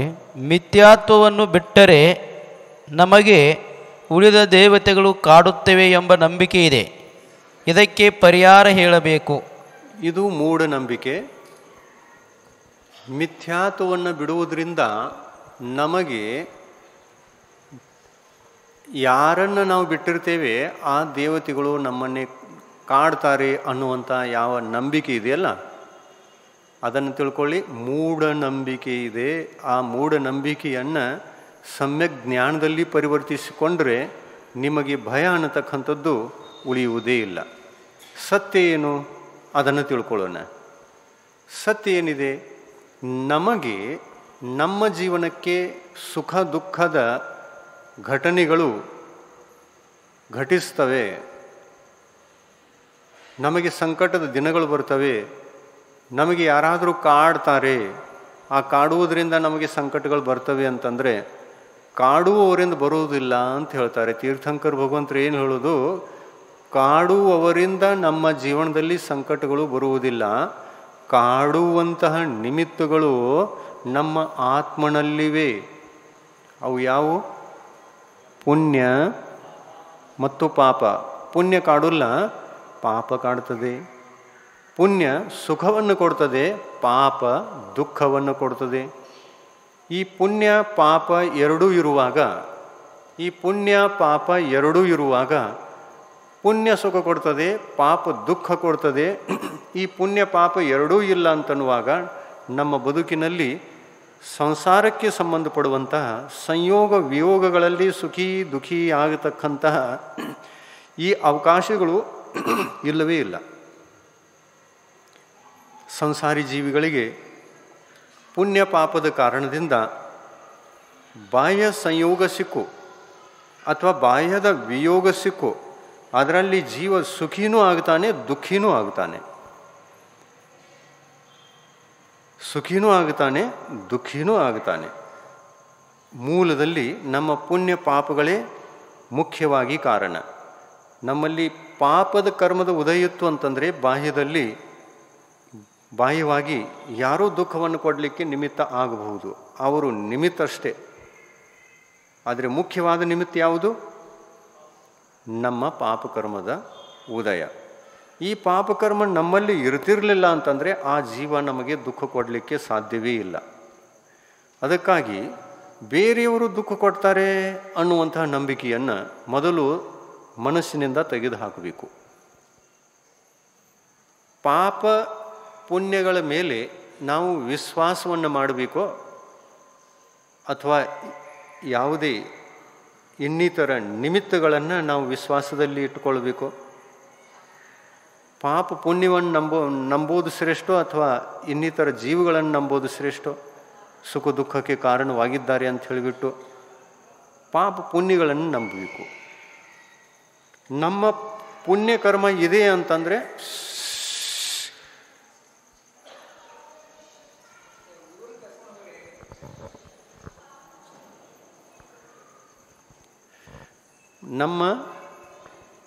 ನಮ್ಮಲ್ಲಿ ಪುಣ್ಯ ಇದೆ ಅಂತನ್ನುವಾಗ ಕಷ್ಟ ಕೊಡುವಂಥವರು ಯಾರೂ ಬರಲಿಕ್ಕೆ ಸಾಧ್ಯವೇ ಇಲ್ಲ. ಪುಣ್ಯ ಇದೆ ಅಂತನ್ನುವಾಗ ಬಾಹ್ಯದಲ್ಲಿ ಯಾರೂ ಕಷ್ಟ ಕೊಡಲಿಕ್ಕೆ ಬರ್ತಾರೆ ಅನ್ನುವಂತಹ ನಂಬಿಕೆಯೂ ಕೂಡ ಮೂಢನಂಬಿಕೆ. ನಮ್ಮಲ್ಲಿ ಪಾಪಕರ್ಮ ಇದೆ ಅಂತನ್ನುವಾಗ ನಮಗೆ ಸುಖವನ್ನು ಕೊಡ್ತಕ್ಕಂಥವರು ಯಾರೂ ಬರಬಹುದು ಅನ್ನುವಂಥದ್ದು ಕೂಡ ಮೂಢನಂಬಿಕೆ. ಸರಿಯಾಗಿ ತಿಳ್ಕೊಳ್ಳಿ, ಯಾಕೆಂದರೆ ಭಯ ದೂರ ಆಗಬೇಕು. ನಮಗೆ ಪಾಪಕರ್ಮದ ಉದಯ ಚಾಲೂ ಆಗಿದೆ, ನಡೆದಿದೆ ಅಂತನ್ನುವಾಗ ಬಾಹ್ಯದಲ್ಲಿ ಸುಖ ಕೊಡುವವರು ಯಾರೂ ಬರುವುದಿಲ್ಲ ಅನ್ನೋದು ನಿಶ್ಚಿತ. ನಮ್ಮಲ್ಲಿ ಪುಣ್ಯಕರ್ಮ ಇದೆ ಅಂತನ್ನುವಾಗ ಬಾಹ್ಯದಲ್ಲಿ ನಮಗೆ ಸುಖ ಕೊಡುವಂತಹ ನಿಮಿತ್ತಗಳು ಸಿಕ್ಕೇ ಸಿಗ್ತವೆ ಅನ್ನುವುದು ಕೂಡ ನಿಶ್ಚಿತ. ನಮ್ಮಲ್ಲಿ ಪಾಪವೂ ಇಲ್ಲ ಪುಣ್ಯವೂ ಇಲ್ಲ, ಎರಡೂ ನಷ್ಟವಾಗಿವೆ ಅಂತಂದರೆ ನಾವು ಸಿದ್ಧ ಪರಮಿಷ್ಠಿಗಳಾಗಿದ್ದೇವೆ. ನಮಗೆ ಸುಖವನ್ನು ಕೊಡ್ತಕ್ಕಂಥ ಬಾಹ್ಯ ನಿಮಿತ್ತಗಳು ಕೂಡ ಯಾವುವೂ ಬರುವುದಿಲ್ಲ, ದುಃಖವನ್ನು ಕೊಡ್ತಕ್ಕಂತಹ ನಿಮಿತ್ತಗಳು ಕೂಡ ಯಾವುವೂ ಬರುವುದಿಲ್ಲ. ಈ ಥರ ಇರುವಾಗ, ಕರ್ಮ ಸಿದ್ಧಾಂತವೇ ಸತ್ಯ ಇರುವಾಗ, ನಾವು ಮಿಥ್ಯಾತ್ವವನ್ನು ಬಿಟ್ಟಾಗ, ಯಾವ ಮಿಥ್ಯಾತ್ವವನ್ನು ನಾವು ಬಿಟ್ಟಿದ್ದೇವೆ ಆ ದೇವತೆಗಳು ನಮ್ಮನ್ನು ಕಾಡಬಹುದು ಅನ್ನುವತಕ್ಕಂತಹ ಅಪನಂಬಿಕೆ, ಇದು ನಿಜವಾಗಲೂ ಅಪನಂಬಿಕೆ, ಇದು ಮೂಢನಂಬಿಕೆ. ಈ ಮೂಢನಂಬಿಕೆಯನ್ನು ತ್ಯಾಗ ಮಾಡಬೇಕು ಅಂತಂದರೆ ತೀರ್ಥಂಕರರ ದಿವ್ಯ ಧ್ವನಿ ಕರ್ಮ ಸಿದ್ಧಾಂತ, ಅದರ ಉಪದೇಶವನ್ನು ನಾವು ಕೇಳಿ ನಮ್ಮ ಆತ್ಮನನ್ನು ಮಿಥ್ಯಾಜ್ಞಾನವನ್ನು ಸಮ್ಯಕ್ ಜ್ಞಾನದಲ್ಲಿ ಕನ್ವರ್ಟ್ ಮಾಡಿಕೊಳ್ತೇವೆ ಅಂತಂದರೆ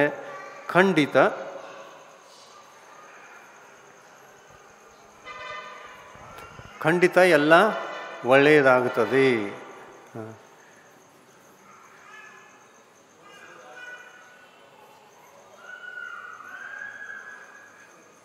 ಅಲ್ಲ, ಮಕ್ಕಳನ್ನು ತಗೊಂಡು ಬಂದವರು ಲಾಸ್ಟ್ ಕೂತ್ಕೊಂಡು ಬಿಡಿಲ್ಲ, ಇಲ್ಲಿ ನಡು ಕೂತ್ಕೊಂಡು ಬಾರಿ ಬಾರಿ ಗದ್ದಲ ಆಗ್ತದೆಯಲ್ಲ. ಹಾಂ, ಮುಂದಿನ ಪ್ರಶ್ನೆ. ಮುನಿಗಳು ಏಕೆ ವಿಹಾರ ಮಾಡುತ್ತಾರೆ? ಮುನಿಗಳು ಏಕೆ ವಿಹಾರ ಮಾಡುತ್ತಾರೆ? ಏಕೆ ವಿಹಾರ? ಒಂದೇ ಜಾಗದಲ್ಲಿ ಇರ್ಬೇಕಂತ ಅವ್ರ ವಿಹಾರ ಏಕೆ ಮಾಡುತ್ತಾರೆ ಅಂತ.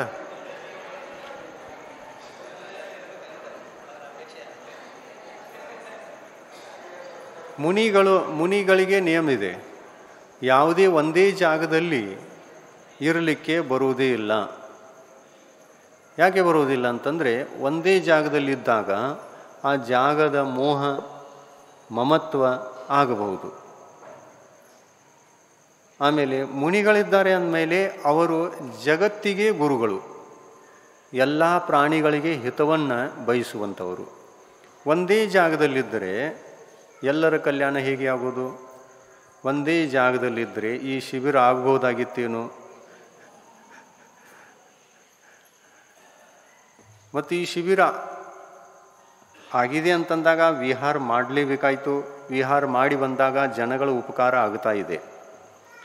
ಇನ್ನು ಇದನ್ನು ನಾವು ಈ ಥರ ವಿಚಾರ ಮಾಡೋಣ, ನಮಗೆ ಭಾಳ ಒಳ್ಳೆಯದು ಅನ್ನಿಸ್ತಾ ಇದೆ, ನೀವು ಇಲ್ಲೇ ಇರಿ, ವಿಹಾರ ಮಾಡಲೇಬೇಡಿ ಅಂತಂದಾಗ ಏನಾಗೋದು? ಆಮೇಲೆ ತೇರದಾಳದವ್ರು ಅನ್ನೋರು ನಮ್ಮ ಕಡೆ ಯಾಕೆ ಬರೋಲ್ಲ ನೀವು? ಬೇರೆ ಊರವ್ರು ಇದೇ ಥರ ಅನ್ನೋರಲ್ಲ, ಮುನಿಗಳ ವಿಹಾರ ಎಲ್ಲ ಕಡೆ ಮಾಡಬೇಕು, ಯಾಕೆ ಮಾಡ್ತಾ ಇಲ್ಲ? ನಾವೇನು ಮಾಡಿದ್ದೀವಿ? ನಮ್ಮದೇನು ಪಾಪ ಇದೇನು? ನಾವೇನು ಪುಣ್ಯವಂತರಲ್ಲೇನು? ಈ ಥರ ಅನ್ನೋರಲ್ಲ. ಹೇಗೆ ಮಳೆ ಬಿದ್ದಾಗ ನೀರು ಹರಿದು ನದಿಯಾಗಿ ನದಿಗಳು ನಿಸರ್ಗದಿಂದ ಜಗತ್ತಿಗೆ ಉಪಕಾರ ಮಾಡುತ್ತಾ ಸಮುದ್ರವನ್ನು ಯಾವ ಥರ ತಲುಪ್ತವಲ್ಲ, ಅದೇ ಥರ ದಿಗಂಬರ ಮುನಿಗಳು ಕೂಡ ವಿಹಾರ ಮಾಡ್ತಾ ಜಗತ್ತಿನ ಕಲ್ಯಾಣನ ಅಷ್ಟೇ ಅಲ್ಲ, ತಮ್ಮ ಕಲ್ಯಾಣವನ್ನು ಮಾಡಿಕೊಳ್ತಾರೆ. ನದಿಗಳು ಪರೋಪಕಾರಕ್ಕಾಗಿ ಹರಿಯುತ್ತಿರುವಾಗ ಮುನಿಗಳು ಸ್ವ ಮತ್ತು ಪರ ಎರಡನ್ನೂ ಉಪಕಾರದಲ್ಲಿಟ್ಟುಕೊಂಡು, ಲಕ್ಷ್ಯದಲ್ಲಿಟ್ಟುಕೊಂಡು ವಿಹಾರ ಮಾಡ್ತಾರೆ. ಅದಕ್ಕಾಗಿ ಮುನಿಗಳ ವಿಹಾರ ಅತಿ ಅವಶ್ಯಕ. ಮುನಿಗಳು ಒಂದೇ ಜಾಗದಲ್ಲಿದ್ದರು ಅಂತಂದರೆ ಅವರು ಮಠಾಧೀಶರಲ್ಲ. ಮುನಿಗಳು ಅಂತಂದರೆ ಪೂಜ್ಯರು, ಮಹಿಮಾವಂತರು, ಪುಣ್ಯವಂತರು, ಭಾಗ್ಯಶಾಲಿಗಳು, ತಪಸ್ವಿಗಳು, ಸಂಯಮಿಗಳು, ರತ್ನತ್ರಯಧಾರಿಗಳು, ಕರ್ಮಗಳನ್ನು ಕಳೆದುಕೊಳ್ಳತಕ್ಕಂಥ ಪುರುಷಾರ್ಥವನ್ನು ನಿರಂತರವಾಗಿ ಮಾಡುವಂಥವರು, ಈ ಪುರುಷಾರ್ಥವನ್ನು ಮಾಡಿ ಜಗತ್ತಿಗೂ ಕೂಡ ಇದೇ ದಾರಿಯನ್ನು ತೋರುವಂಥವರು. ಅದಕ್ಕಾಗಿ ಮುನಿಗಳು ವಿಹಾರ ಮಾಡುವುದು ಅತಿ ಅವಶ್ಯಕ, ಮಾಡಲೇಬೇಕು.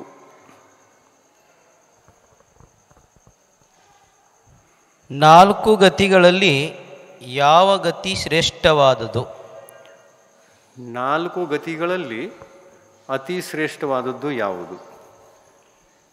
ಈ ಪ್ರಶ್ನೆ ಸುಮಾರಾಗಿ 95% ಜನರಿಗೆ ಗೊತ್ತಿರಬಹುದು. ಈ ಪ್ರಶ್ನೆಗೆ ಉತ್ತರ ಯಾವುದು ಹೇಳಿ? ಮನುಷ್ಯಗತಿ. ನೋಡಿ, ಎಲ್ಲರಿಗೂ ಗೊತ್ತಿತ್ತು, ಯಾರೂ ದೇವಗತಿ ಹೆಸರು ತಗೊಳ್ಳಿಲ್ಲ. ನಾಲ್ಕು ಗತಿಗಳಲ್ಲಿ ಮನುಷ್ಯಗತಿಯೇ ಶ್ರೇಷ್ಠ ಅಂತನ್ನುವಾಗ ನಾವು ದೇವಗತಿಯ ಅಪೇಕ್ಷೆಯನ್ನು ಪಡಬೇಕೇನು ಹೇಳಿ? ಅಪೇಕ್ಷೆ ಪಡಬೇಕಾ? ದೇವಗತಿ ಶ್ರೇಷ್ಠ ಅಲ್ಲ, ಮನುಷ್ಯಗತಿಕ್ಕಿಂತ ಶ್ರೇಷ್ಠವಾದದ್ದು ದೇವಗತಿ ಅಲ್ಲವೇ ಅಲ್ಲ ಅಂತ ಅನ್ನುವಾಗ ನಾವು ಯಾವಾಗಲೂ ಮನುಷ್ಯಗತಿಯಲ್ಲಿಯೇ ಇರಬೇಕು. ಈ ಮನುಷ್ಯ ಭವ ಸಿಗಬೇಕು. ಈ ಮನುಷ್ಯ ಭವ ಸಿಕ್ಕಾಗ ನಾವು ಧರ್ಮ ಸಾಧನೆಯನ್ನು ಮಾಡಬೇಕು, ರತ್ನತ್ರಯವನ್ನು ಸಾಧಿಸಬೇಕು, ಕರ್ಮಗಳ ಸಂವರ, ನಿರ್ಜರಿ ಇದನ್ನೆಲ್ಲ ಮಾಡಿಕೊಂಡು ತ್ಯಾಗ ತಪಸ್ಸಿನ ಮೂಲಕ ಆತ್ಮಸಿದ್ಧಿಯನ್ನು ಪಡ್ಕೊಂಡು ಪರಮಾತ್ಮನಾಗಬೇಕು ಅನ್ನತಕ್ಕಂಥ ಉದ್ದೇಶ ಇದಕ್ಕೆ ಮೂಲದಲ್ಲಿ ಇರುತ್ತೆ. ದೇವಗತಿಯಲ್ಲಿ ಇರತಕ್ಕಂತಹ ಎಲ್ಲ ದೇವತೆಗಳು, ದೇವಗತಿಯಲ್ಲಿ ಇರತಕ್ಕಂಥ ಎಲ್ಲ ದೇವತೆಗಳೂ ಕೂಡ ಮನುಷ್ಯ ಪರ್ಯಾಯಕ್ಕೇನೆ ಮಹತ್ವ ಕೊಟ್ಟಿದ್ದಾರೆ. ಅವರು ನಮಗೆ ಮನುಷ್ಯಗತಿ ಸಿಗಬೇಕು ಮತ್ತು ಆತ್ಮನಿಗೆ ಮೋಕ್ಷವಾಗಬೇಕು ಅನ್ನುವಂಥ ಭಾವನೆ ನಿರಂತರವಾಗಿ ದೇವತೆಗಳಿಗೆ ಇರ್ತದೆ. ಆದರೆ ಮನುಷ್ಯರಿಗೆ, ಕೆಲವೊಬ್ಬರ ಮನುಷ್ಯರಿಗೆ ಏನಿರ್ತದೆ ಗೊತ್ತಾ? ಮನುಷ್ಯಗತಿಯಕ್ಕಿಂತ ಒಳ್ಳೆಯ ಸುಖ ದೇವಗತಿಯಲ್ಲಿದೆ, ಸ್ವರ್ಗದಲ್ಲಿದೆ. ಸ್ವರ್ಗದ ಸುಖ ಅನ್ನುವಂಥದ್ದು ಈ ಮನುಷ್ಯಗತಿಯಲ್ಲಿ ಇಲ್ಲವೇ ಇಲ್ಲ. ಆ ಪಂಚೇಂದ್ರಿಯ ಸುಖದ ಆಸೆ, ಭೌತಿಕ ಸುಖದ ಆಸೆಯನ್ನು ಮಾಡುವಂಥ ಮನುಷ್ಯರು ದೇವಗತಿಯನ್ನು ಶ್ರೇಷ್ಠ ಅಂತ ಯಾಕೆ ಹೇಳ್ತಾರೆ ಗೊತ್ತಾ? ಅಲ್ಲಿ ಭೌತಿಕ ಸುಖಗಳು ಹೆಚ್ಚಿವೆ, ಮನುಷ್ಯಗತಿಯಲ್ಲಿ ಭೌತಿಕ ಸುಖಗಳು ಕಡಿಮೆ. ಆದರೆ ಪಾರಮಾರ್ಥಿಕ ಸುಖದ ಅಪೇಕ್ಷೆಯಿಂದ, ಆತ್ಮಿಕ ಸುಖದ ಅಪೇಕ್ಷೆಯಿಂದ ಧಾರ್ಮಿಕ ಸುಖದ ಈ ಒಂದು ಅಪೇಕ್ಷೆಯಿಂದ ಧಾರ್ಮಿಕ ಸುಖ ಎಷ್ಟು ಮನುಷ್ಯಗತಿಯಲ್ಲಿದೆಯೋ ಅಷ್ಟು ಯಾವ ಗತಿಯಲ್ಲೂ ಇಲ್ಲ. ಅದಕ್ಕಾಗಿ ದೇವತೆಗಳು ಕೂಡ ಈ ಪರಮಾರ್ಥ ಸುಖವನ್ನು, ಆತ್ಮ ಸುಖವನ್ನು, ರತ್ನತ್ರಯದ ಸುಖವನ್ನು ಅಪೇಕ್ಷೆ ಮಾಡುವಂಥ ದೇವತೆಗಳು ಮನುಷ್ಯ ಗತಿಗೇನೆ ಬೆಲೆ ಕೊಟ್ಟಿದ್ದಾರೆ. ಅವರು ಕೂಡ ನಾವು ಬೇಗವಾಗಿ ಇಲ್ಲಿ ಆಯುಕರ್ಮವನ್ನು ಮುಗಿಸಿಕೊಂಡು ಮರಣ ಹೊಂದಿ ಮನುಷ್ಯಗತಿಗೆ ಹುಟ್ಟೋಣ ಅನ್ನತಕ್ಕಂತಹ ಭಾವನೆಯನ್ನು ಪದೇ ಪದೇಗೂ ನಿರಂತರವಾಗಿ ಭಾವಿಸ್ತಾರೆ. ಅದಕ್ಕಾಗಿ ಮನುಷ್ಯ ಪರ್ಯಾಯವೇ ಶ್ರೇಷ್ಠ. ಇನ್ನು ಭೌತಿಕ ಸುಖಕ್ಕೆ ಯಾವ ಮೂಲ್ಯವೂ ಇಲ್ಲ, ಯಾವ ಕಿಮ್ಮತ್ತವೂ ಇಲ್ಲ. ಭೌತಿಕ ಸುಖ ಎಲ್ಲಿ ಹೋದ್ರೂ ಇದೆ, ಎಲ್ಲಿಲ್ಲ ಎಲ್ಲ ಇದೆ, ಎಲ್ಲ ಕಡೆಗಿದೆ. ಏಕೇಂದ್ರಿಯ ಅವಸ್ಥೆಯಲ್ಲಿ, ದ್ವೀಂದ್ರಿಯ ಅವಸ್ಥೆಯಲ್ಲಿ, ತ್ರಿಯಂಚಗತಿಯಲ್ಲಿ, ದೇವಗತಿಯಲ್ಲಿ, ಮನುಷ್ಯಗತಿಯಲ್ಲಿ ಭೌತಿಕ ಸುಖ ಅಂತೂ ಎಲ್ಲ ಕಡೆಗೆ ಇದೆ. ಇನ್ನು ಇಲ್ಲ ಅಂತಂದರೆ ಸ್ವಲ್ಪ ನರಕದಲ್ಲಿ ಇಲ್ಲ ಅಂತ ಹೇಳ್ಬೋದು. ನಾರ್ಕಿ ಜೀವಿಗಳಿಗೆ ಆಹಾರ ಯಾವುದು ಅಂತಂದರೆ ಕರ್ಮಾಹಾರ. ಕರ್ಮಾಹಾರವನ್ನು ಮಾಡತಕ್ಕಂಥ ನಾರ್ಕಿ ಜೀವಿಗಳಿಗೆ ಭೌತಿಕ ಸುಖ ಇಲ್ಲ. ಇನ್ನು ಎಲ್ಲ ಗತಿಗಳಲ್ಲಿ ಭೌತಿಕ ಸುಖ ಇದೆ. ಆದರೆ ನಾರ್ಕಿ ಜೀವಿಗಳಿಗೆ ಪರಮಾರ್ಥ ಸುಖ ಇದೆ, ಧರ್ಮದ ಸುಖ ಇದೆ, ಆತ್ಮ ಸುಖ ಇದೆ. ಆದರೆ ಸಂಸಾರದ ಸುಖ, ತಿನ್ನು ಉಣ್ಣುವಂಥ ಸುಖ ಅಲ್ಲಿಲ್ಲ. ಸುಖದಿಂದ ಶಾಂತಿಯಿಂದ ಇರಬೇಕು ಅನ್ನುವಂಥ ಸುಖ ಅಲ್ಲಿಲ್ಲ. ಯಾವುದು ಶಾರೀರಿಕ ಕಷ್ಟ ಬೇಡ, ಶಾಂತಿಯಿಂದಿರೋಣ ಅಂತಂದರೆ ಒಂದು ಸೆಕೆಂದವೂ ಕೂಡ ಇರಲಿಕ್ಕೆ ಸಾಧ್ಯವಿಲ್ಲ. ಯಾವ ಗತಿಯಲ್ಲಿ? ನರಕಗತಿಯಲ್ಲಿ. ನಿರಂತರವಾಗಿ ಶಾರೀರಿಕ ದುಃಖ, ಮಾನಸಿಕ ಸಂತಾಪ ಇವುಗಳನ್ನು ಹೊಂದಿರತಕ್ಕಂಥ ನಾರ್ಕಿ ಜೀವಿಗಳು ಭೌತಿಕ ಸುಖದಿಂದ ದೂರ ಇದ್ದರೂ ಕೂಡ ಅವರಿಗೆ ಆತ್ಮಿಕ ಸುಖ ಇದೆ ಅಂತ ಕೇವಲಿ ಭಗವಂತರು ಕೂಡ ಹೇಳಿದ್ದಾರೆ. ಯಾವ ಥರದ್ದು? ನಾರ್ಕಿ ಜೀವಿಗಳು ಸಮ್ಯಕ್ ದೃಷ್ಟಿಗಳಾಗಬಹುದು, ಮಿಥ್ಯಾತ್ವವನ್ನು ತ್ಯಾಗ ಮಾಡಿ ಸಮ್ಯಕ್ ದೃಷ್ಟಿಗಳಾಗಬಹುದು ನಾರ್ಕಿ ಜೀವ. ಇದೇ ಆತ್ಮಿಕ ಸುಖ.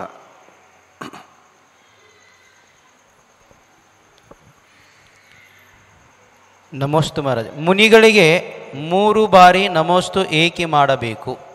ಮುನಿಗಳಿಗೆ 3 ಸಲ ನಮೋಸ್ತು ಏಕೆ ಮಾಡಬೇಕು? 3 ಸಲ ನಮೋಸ್ತು ಅಂತ ಯಾಕೆ ಅನ್ನಬೇಕು ಅಂತ.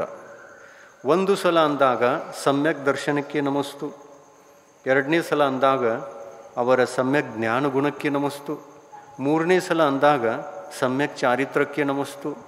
ಈ 3 ಸಲ ನಮಸ್ತು ಯಾಕೆ ಅಂತಂದರೆ, ನನಗೂ ಕೂಡ ಈ ರತ್ನತ್ರಯದ ಪಾರಮಾರ್ಥಿಕ ಸುಖ, ಆತ್ಮಿಕ ಸುಖ, ಶ್ರೇಷ್ಠವಾದ ಸುಖ, ಶಾಶ್ವತ ಸುಖ ನನ್ನ ಜೀವನಕ್ಕೂ ಬರಲಿ ಅನ್ನುವಂಥ ಉದ್ದೇಶದಿಂದ ಮುನಿಗಳಿಗೆ ನಾವು 3 ಸಲ ನಮಸ್ತು ನಮಸ್ತು ನಮಸ್ತು ಅಂತ ಹೇಳ್ತೀವಿ. ಇನ್ನು 3 ಸಲ ಹೇಳಬೇಕಂತಲ್ಲ. ಗುಣಗಳೆಷ್ಟು ಆತ್ಮನಲ್ಲಿ? ಅನಂತ. ಕೆಲವರು ಹೇಳ್ತಾರಲ್ಲ, ನಿಮಗೆ ಅನಂತ ನಮಸ್ತುಗಳು ಅಂದರೆ ಅವರಿಗೆ ಅನಂತ ಗುಣಗಳು ಬೇಕು. ಅನಂತ ನಮಸ್ತು ಅಂದ್ರೂ ಅಷ್ಟೇ 3, ಕನಿಷ್ಠ ಪಕ್ಷ 3 ಸಲ ಅನ್ನಲೇಬೇಕು. ಇನ್ನು ಯಾರಿಗೂ ಕೇವಲ ನಮಗೆ ಸಮ್ಯಕ್ ದರ್ಶನ ಅಷ್ಟೇ ಸಾಕು ಅಂತಲ್ಲ. ಸಮ್ಯಕ್ ದರ್ಶನ ಇದ್ದಲ್ಲಿ ಸಮ್ಯಕ್ ಜ್ಞಾನ ಇದ್ದೇ ಇರ್ತದೆ. ನಮಸ್ತು ನಮಸ್ತು ಅಂತಾನು 2 ಸಲ ಅಂದ್ರಿ. ನಮಸ್ತು ನಮಸ್ತು ಮಹಾರಾಜರೇ ನಮಸ್ತು 3 ಸಲ ಅಂದ್ರಿ. ಇಲ್ಲಿ ಸಮ್ಯಕ್ ದರ್ಶನ, ಜ್ಞಾನ ಮತ್ತು ಚಾರಿತ್ರದ ಭಾವನೆಯಿಂದ ನೀವು 3 ಸಲ ಅಂದ ಹಾಗೆ ಆಗುತ್ತೆ ಅಷ್ಟೇ. ನಮೋಸ್ತು ಮಹಾರಾಜಿ. ತೀರ್ಥಂಕರರು ಎಂಬ ಪದದ ಅರ್ಥವೇನು? ತೀರ್ಥಂಕರ ತೀರ್ಥಂಕರ ಪದದ ಅರ್ಥವೇನು?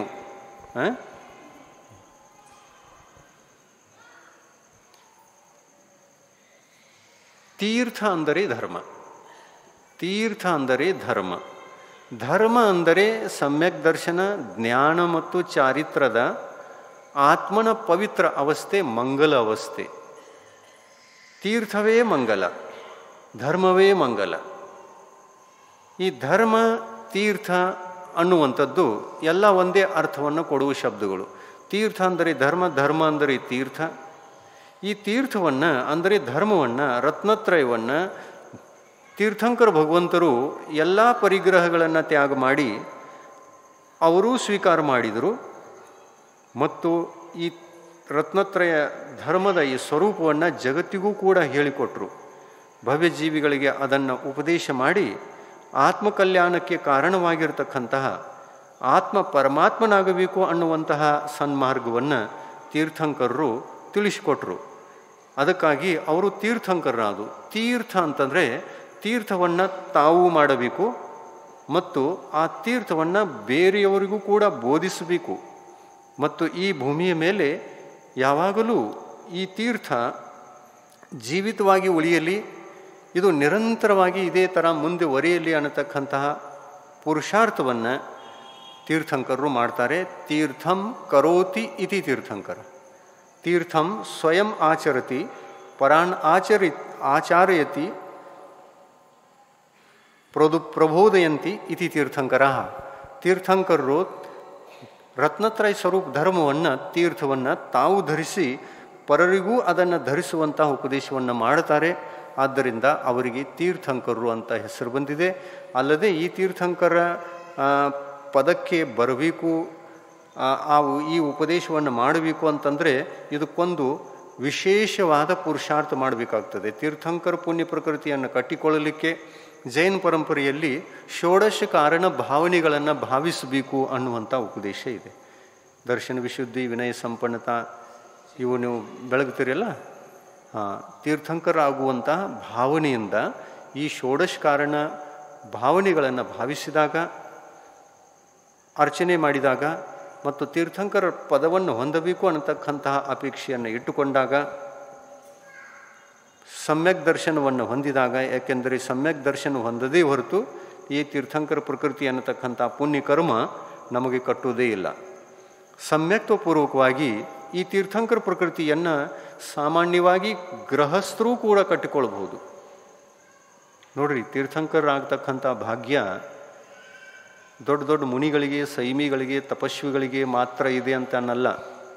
ಶ್ರಾವಕರಿಗೂ ಕೂಡ ತೀರ್ಥಂಕರಾಗತಕ್ಕಂತಹ ಭಾಗ್ಯ ಇದೆ.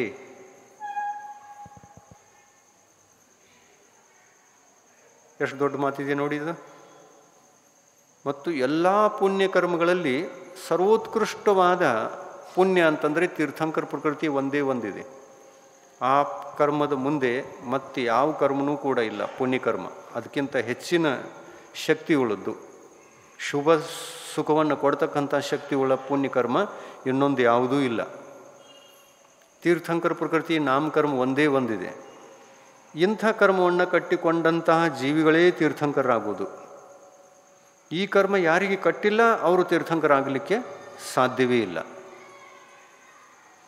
ಇನ್ನು ಈ ಕರ್ಮವನ್ನು ಕಟ್ಟಿಕೊಂಡವರು ತೀರ್ಥಂಕರಾದರು ಅಂತಂದರೆ ನಿಸರ್ಗ ನಿಯಮದಿಂದ ಅವರು ತಾವು ಕೂಡ ರತ್ನತ್ರಯ ಧರ್ಮವನ್ನು ಸ್ವೀಕಾರ ಮಾಡಿ ಈ ತೀರ್ಥವನ್ನು ಧರಿಸಿ ತಾವು ತೀರ್ಥರಾಗ್ತಾರೆ ಮತ್ತು ಪರರಿಗೂ ಕೂಡ ಆ ತೀರ್ಥದ ಉಪದೇಶವನ್ನು ಮಾಡಿ ಈ ತೀರ್ಥ ಈ ಭೂಮಿಯ ಮೇಲೆ ಯಾವಾಗಲೂ ಹರಿಯುವಂತೆ ಮಾಡ್ತಾರೆ.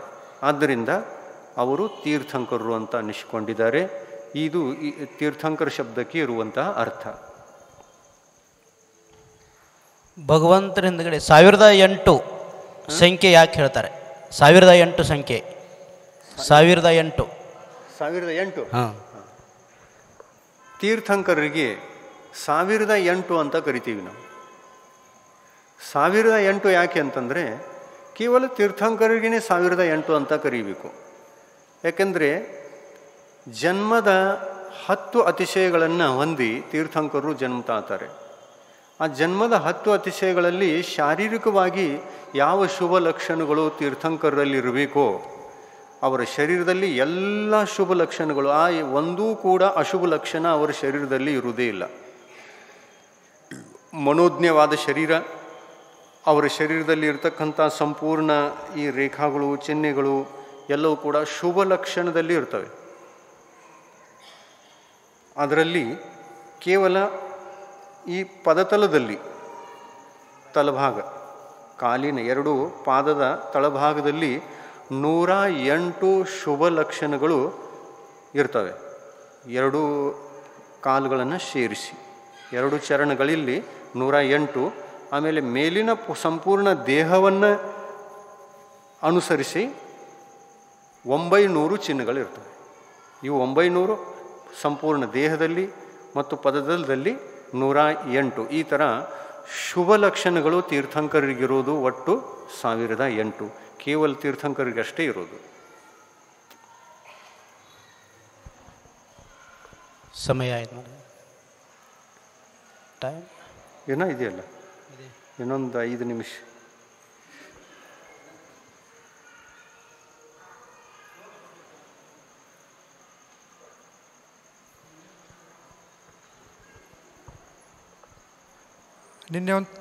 ನಿನ್ನೆ ಒಂದು ಪ್ರಶ್ನೆ ಅರ್ಧದಲ್ಲೇ ಉಳಿದು ಹೋಗಿತ್ತು ಮಹಾರಾಜಿ. ಧರ್ಮ ಮಾಡಿದರೂ ಸಾಯಬೇಕು, ಧರ್ಮ ಮಾಡದಿದ್ದರೂ ಸಾಯಬೇಕು, ಧರ್ಮ ಮಾಡದೇ ಸಾಯುವುದಕ್ಕಿಂತ ಧರ್ಮ ಮಾಡಿಯೇ ಸಾಯುವುದು ಲೇಸು. ಇದು ಅರ್ಧದಲ್ಲಿ ಉಳಿದು ಹೋಯಿತು ಮಹಾರಾಜ್ ನಿನ್ನೆ. ಧರ್ಮ ಮಾಡಿದರೂ ಸಾಯಬೇಕು. ಧರ್ಮ ಅಂತಂದರೆ ರತ್ನತ್ರಯ ಧರ್ಮ. ಮಿಥ್ಯಾತ್ವ ಮಾಡಿದರೂ ಸಾಯಬೇಕು, ಮಿಥ್ಯಾತ್ವ ಮಾಡದಿದ್ದರೂ ಸಾಯಬೇಕು. ಸಮ್ಯಕ್ತ್ವ ಮಾಡಿದರೂ ಸಾಯಬೇಕು, ಸಮ್ಯಕ್ತ್ವ ಮಾಡದಿದ್ದರೂ ಸಾಯಬೇಕು. ಸಮ್ಯಕ್ತ್ವ ಮಾಡದೇ ಸಾಯುವುದಕ್ಕಿಂತ ಶ್ರೇಷ್ಠ ಸಮ್ಯಕ್ತ್ವ ಮಾಡಿ ಸಾಯಬೇಕು ಅನ್ನುವುದೇ ಶ್ರೇಷ್ಠ ಅಲ್ಲ. ಸಮ್ಯಕ್ತ್ವವೂ ಧರ್ಮ, ಸಮ್ಯಕ್ ಜ್ಞಾನವೂ ಧರ್ಮ. ಸ್ವಾಧ್ಯಾಯ ಮಾಡಿ ಸಮ್ಯಕ್ ಜ್ಞಾನವನ್ನು ಬೆಳೆಸಿಕೊಂಡು ಅರ್ಥೈಸಿಕೊಂಡು ಜ್ಞಾನದ ಸುಖವನ್ನು ಅನುಭವಿಸಿ ಸಾಯಿದರೂ ಸಾಯಲೇಬೇಕು. ಆ ಜ್ಞಾನವನ್ನು ಪಡೆದುಕೊಳ್ಳದೆ ಅಜ್ಞಾನದ ಅವಸ್ಥೆಯಲ್ಲಿ ಸತ್ತರೂ ಸಾಯಲೇಬೇಕು ಅನ್ನುವಾಗ ಯಾವುದು ಉತ್ತಮ? ಜ್ಞಾನವನ್ನು ಪ್ರಾಪ್ತ ಮಾಡಿಕೊಂಡು ಸಾಯುವುದೇ ಉತ್ತಮ. ಹಾಗೂ ಸಾಯಬೇಕು, ಹೀಗೂ ಸಾಯಬೇಕು ಅಂದರೆ ಈ ಥರ ಸಾಯೋದು ಉತ್ತಮ. ಅದೇ ಥರ ನಾವು ಬದುಕಿನಲ್ಲಿ ಅಸಂಯಮಿಗಳಾಗಿ ಶಾರೀರಿಕ ಸುಖಗಳನ್ನು ಅನುಭವಿಸಿ ಅದರಿಂದ ಕರ್ಮಗಳನ್ನೆಲ್ಲ ಕಟ್ಟಿಕೊಂಡು ಸತ್ತರೂ ಸಾಯಬೇಕು.